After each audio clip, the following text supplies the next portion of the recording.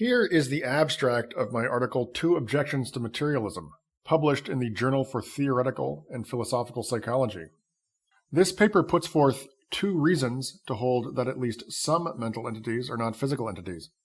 First argument: some mental entities, namely pains and other qualia, cannot possibly differ from how they seem to be.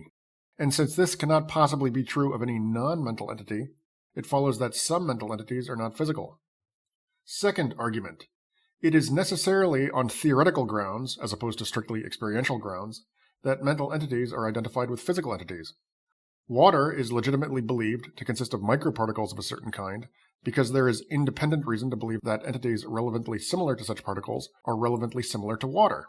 It is not, nor could it possibly be, on the basis of some directly observed concomitance between molecule activity and water activity that we believe the former to constitute the latter. It obviously is not on the basis of any directly observed concomitance between brain activity and mental activity that the former is believed to mediate the latter.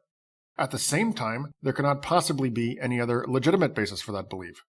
The reason for this is that nothing relevantly similar to mental activity can possibly be observed to accompany anything relevantly similar to brain activity. And the reason for this, in its turn, is that even if brain activity and mental activity occur in the same physical space, they nonetheless occur in different data spaces. When you experience a pain, it is not given to you as occurring in the same spatial manifold as the falling of a stone or any other physical event. In general, mental events, whether or not they in fact have spatial coordinates, cannot possibly be observed or experienced as having such coordinates, and for this reason they cannot be observed as having the same coordinates as brain events.